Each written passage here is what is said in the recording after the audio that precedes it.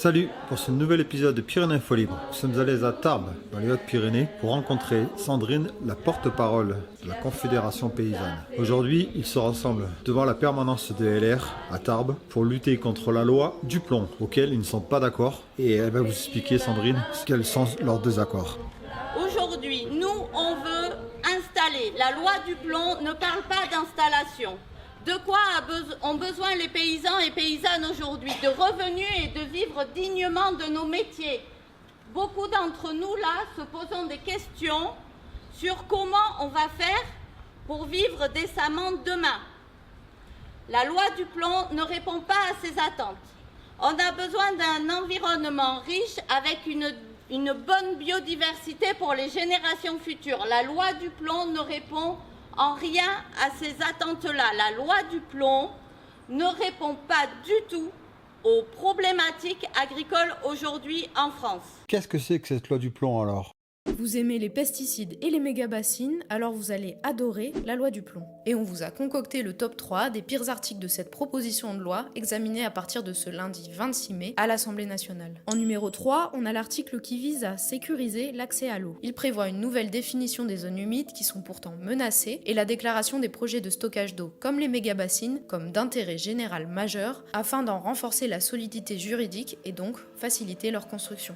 En numéro 2, on vous a sélectionné un des articles qui a pour objectif de faciliter l'installation des agriculteurs. En France, quand vous voulez vous installer, au-delà d'un certain nombre d'animaux, vous devez avoir des autorisations environnementales et être soumis à une consultation du public. Avec la loi du plomb, les seuils seraient relevés et les consultations assouplies pour faciliter l'installation de certains bâtiments d'élevage. En gros, une méga-ferme pourrait s'installer près de chez vous sans qu'on vous demande votre avis ou qu'on vérifie l'impact qu'elle pourrait avoir sur l'environnement ou votre santé. Enfin, le top 1 de la régression environnementale prévue par la loi du plomb, c'est son article 1. Il prévoit la réintroduction de l'acétamipride, un pesticide néonicotinoïde interdit en 2020. Il est principalement utilisé par les betteraviers et les producteurs de noisettes. Ce produit, il est connu pour être létal pour les abeilles et il représenterait des dangers pour la vie humaine, l'air, l'eau et les sols. Au passage, la loi du plomb, elle prévoit de s'attaquer à l'ANSES qui encadre pourtant l'usage de ces pesticides. Elle autoriserait aussi l'épandage de ces produits toxiques par drone. En bref, la loi du plomb, ça sera plus de méga-bassines, plus de pesticides et plus d'élevage intensif, le tout porté par la FNSEA.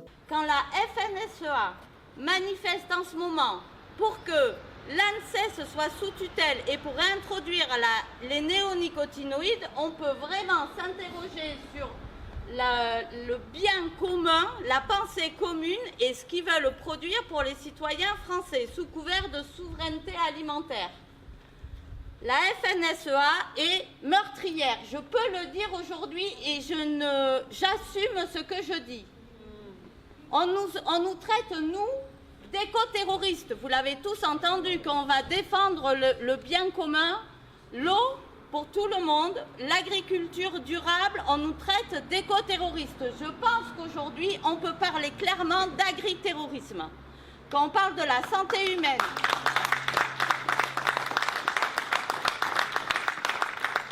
quand on parle de la destruction de la biodiversité et de ne pas laisser à nos enfants, aux générations futures, un environnement décent, c'est du terrorisme. Quand la FNSEA menace clairement les députés qui voteraient contre l'annulation de ces amendements ont des menaces claires, c'est du terrorisme. Ce n'est rien d'autre que ça. Et comment le gouvernement français aujourd'hui peut accepter que des élus de la République que vous avez élus et qui défendent vos droits, votre santé, votre alimentation, puissent être menacés, c'est scandaleux. Il n'y a pas d'autre mot. La Confédération paysanne est aux côtés des consommateurs et de la biodiversité, des citoyens. On a un projet d'agriculture durable et on doit se battre, on va se battre pour garder ce projet vivant, en fait. On a encore cet espoir-là. Il y a l'article 5 qui concerne l'irrigation. Dans le premier texte passé au Sénat, il y avait une facilité à faire des méga-bassines. Tout le monde connaît maintenant les méga-bassines, c'est-à-dire c'est l'accaparement de l'eau dans les nappes souterraines pour les mettre à la surface pour quelques-uns. C'est de l'eau qu'on privatise. Clairement, il n'y a pas d'autre mot. C'est de la célèbre bassine de Sainte-Soline était faite pour 12 agriculteurs. 12. Quand des jeunes voulaient s'installer avec du maraîchage, ils ne pouvaient pas s'y brancher. C'était 12 agriculteurs pour de l'agro-industrie, des céréales qui partaient à l'export. Rien de plus. Quand aujourd'hui les députés en commission de développement durable ont annulé cet article et ils ont fait des amendements en mettant des moratoires, un moratoire de 10 ans sur la création des méga-bassines, c'est une bonne chose. Ils ont proposé que tous les cours d'eau et les zones humides soient restaurés efficacement et que des études soient faites pour surveiller la biodiversité. Cet amendement, la FNSEA lutte contre. Voilà de quoi il s'agit. Voilà pourquoi il faut que les citoyens sachent de quoi il s'agit quand les agriculteurs de la FNSEA vont aller pleurer sur l'agribashing. Il me semble que c'est un peu déplacé.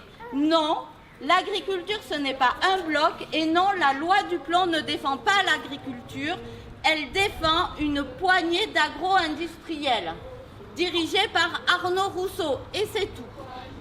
Aujourd'hui, il n'y a que vous, citoyens conscients, éveillés, qui pouvez aider l'agriculture en France et soutenir un modèle agricole durable. Nous devons préserver nos campagnes, notre alimentation et surtout notre santé. Nous devons défendre l'ANSES et la santé de tous les citoyens et citoyennes. Je vous remercie. 2 petites minutes supplémentaires sur votre attention. Ça fait plaisir de vous avoir à nos côtés, comme l'expliquait Sandrine. C'est compliqué d'être paysanne et paysan aujourd'hui. C'est compliqué d'être syndicaliste. Et aujourd'hui, c'est un jour particulier. Je voudrais vous parler de Jérôme Laronce. Peut-être que certains d'entre vous en ont entendu parler. Il était paysan, il était à la Confédération paysanne. Il y a 8 ans, il a été tué par les gendarmes de 3 balles dans le dos. Il avait subi des contrôles administratifs sur sa ferme. Il était tendu, c'était compliqué, il était au bord du burn-out. Il s'est vu face à un mur. Ça a été quelques jours, à mon avis, assez terrible. Il a essayé de fuir comme il l'a pu, jusqu'à ce jour, il y a 8 ans, où j'ai pas les détails, vous regarderez, il y a des films, des documentaires très bien qui ont été faits, qui expliquent ça dans le détail. Voilà, il a été abattu de 3 balles dans le dos. Aujourd'hui, en ce moment même, là, pendant que je vous parle, à Chalon-sur-Saône, sa famille, ses amis, les collègues de la Confédération paysanne sont réunis à la fois pour lui rendre hommage et pour réclamer justice. Parce que 8 ans après, la justice n'a pas été rendue. Il y a 4 juges qui se sont succédés, je vais lire mes notes, je ne voudrais pas dire de bêtises, je voudrais être assez précis. Il y a des centaines de procès-verbaux et des rapports qui ont été établis et les conclusions finales ne sont toujours pas arrivées. Un élément important, c'est que par décision, en 2020, le tribunal administratif a annulé les contrôles survenus sur sa ferme. C'est-à-dire ces fameux contrôles qui sont la cause de sa mort, clairement. Ils ont été annulés. La défenseure des droits considérait que les tirs mortels du gendarme n'étaient ni absolument nécessaires, ni proportionnés, invalidant la thèse de la légitime défense. La même défenseure des droits a également considéré qu'en n'engageant aucun geste pour le secourir, les gendarmes présents, ils étaient 5, ont manqué à l'obligation de porter secours. Voilà. Donc, pour nous aujourd'hui, en complément de tout ce qu'on vient de dire, c'était important de rappeler ça, d'avoir une pensée pour Jérôme et une pensée pour sa famille et puis surtout d'exiger la justice, tout simplement. Merci.